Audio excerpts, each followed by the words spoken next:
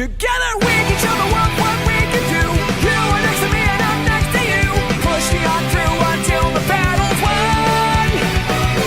No one's gonna give nothing to us. Into each other we put our trust. Standing united after the fight is done.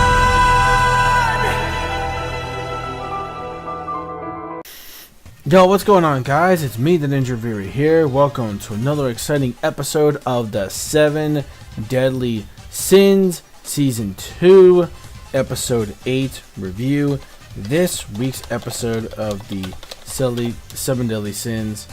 Alright, so pretty much this episode of the 7 Deadly Sins, we have Diana actually going back to her home village town of the Giants, but meanwhile, it turns out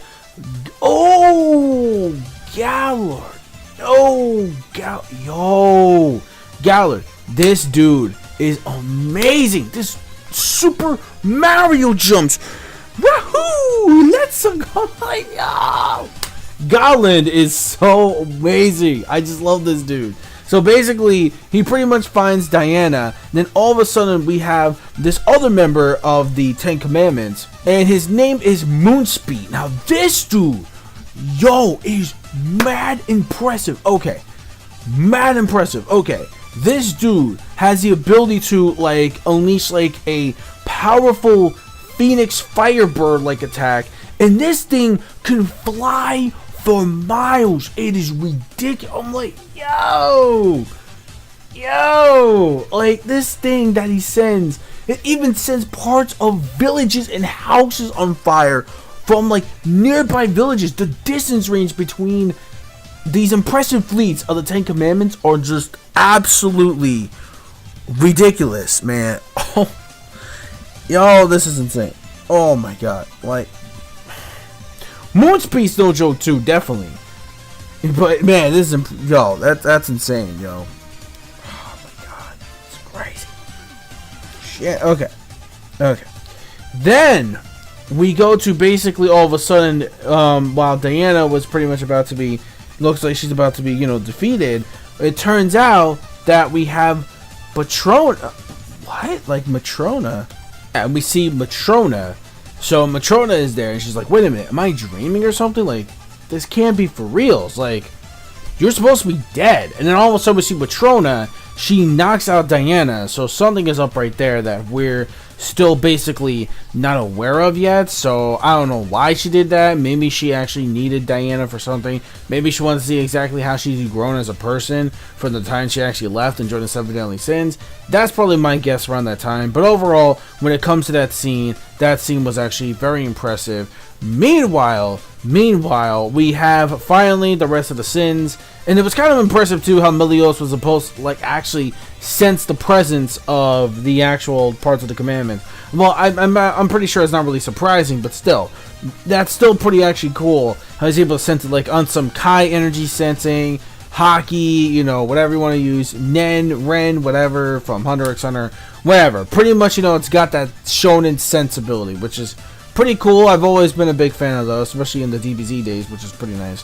Then we also go to the rest of the Sins party, where we actually go finally to the land of droids. And what happens is that we actually meet the people there. One is some muscular dude who he's basically 15 years old, but he looks like he's way older than his actual original age. And then we have this other girl that Meliodas sees. Well, actually, there's two girls. One is kind of in that tomboyish, I don't know, kind of field state, in a way, pretty much, which her name is Jenna. And then we also have the other girl that put Meliodas to the trial, which her name is Zenaria, I wonder why she was able to actually put, Meliodas through that actual trial at the end of the episode, is something that am still trying to figure out. But that end of the episode was just holy shit, man. That's really trying to fuck with Meliodas. This is pretty much a really, wow. This is kind of disturbing on this kind of trial. So it's okay, so this is whoo, yeah, not gonna lie, that actually caught me off guard as well. So that's actually Really interesting there. And then of course we got Dio, which is not Dio like Dio Brando, like it's like Theo, I believe. Yeah, Theo, and that's Deo, or maybe Deo, probably Deo. And he's a priest who protects the heads of the actual land itself. But then Hunk is like, really? You sound like a 15-year-old. Like how old are you? He's like, yeah, I'm really 15. I was like, you sure? Like, you definitely look like you're like 30 something. It's like the age difference is quite ridiculous. So, yeah, so that part there alone was actually like really funny. And of course, Hawk always brings the comedic side to the table. You know, that's pretty obvious. So Jenna pretty much messing with Hawk, and then pretty much we got Meliodas and Elizabeth going with Zaineri, and they're going to an actual where they're actually about to take the trial to actually have his power. So it's like, you know, hey, where's the powers at? Like, I thought this is like where my hidden power ability is.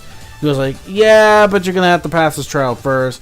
Then, you know, it's kind of funny too how like Elizabeth got a little bit of jealous, especially like Zaineri's greeting, how she basically like was able to touch like her chest and stuff, which I think was actually pretty funny too in a bit, and kind of cute because Elizabeth's kind of a little bit jealous there. But pretty much we see that the trial has just begun, and I don't know why it's just the two of them, which is kind of odd, which is weird. Elizabeth didn't go with Meliodas, but I could pretty much understand why, for a good reason. We see him and he's part of the actual, like, the castle. It's like, wait a minute, why am I working with the Holy Knights? Like, wait, this is definitely like deja vu here. What's going on? This is like the past. Did I travel back to the past or something? And then we see his lover, Liz, the one that died years ago. And I'm like, yo. I'm like, okay. I'm like, shit. Now things are starting to turn. Now things are actually starting to get really interesting. I wonder what kind of trickery or some kind of like head or like some mind games or whatever they're going to use in order to get Meliodas' power from that starting line. That's going to be pretty impressive. I really want to see exactly from the preview. It looks like that's what we're going to be getting here. So we're looking forward to the next episode overall. So yeah, that's pretty much it for my episode review of the 7 Deadly Sins Season 2 Episode 8 review. Overall, a really great episode. Love the action stuff at the beginning we got. Of course, the 10 Commandments are just as impressive as ever. And then, of course, the second half where we got the Sins Party finally going into the land of the Druids. Very great stuff right there. The ending, though, definitely made this episode great, was the ending to it. Because this was like a whoa, like a really caught between a rock and a hard place. So, holy shit, man. Definitely cannot wait for Episode 9. Episode 9 is going to be pretty cool. Definitely cannot wait for that one next week. It's going to look pretty intense. Let me know your thoughts in the comment section below. So it gets a 4.5 out of 5, aka a great to a great plus episode of the 7 Deadly Sins. Definitely the hype is real. Cannot wait for Episode 9. Again, the 10 Commandments, man. Whew, they're really starting to be a really impressive bunch. Like, I'm not going to lie. So that's pretty much it. Let me know your thoughts in the comment section below of this week's episode. Follow me on my social media plugins and my gamer tags as well. Also, do not forget to click on that bell to join the squad, boys. Also, yeah, that's pretty much it. Rate, comment, subscribe, and yeah, peace, soul, love, chicken grease, and the sky is the limit. MONEYMIKE Fansky, support number, what you watch. And yeah, I'll see you guys for the next one next week.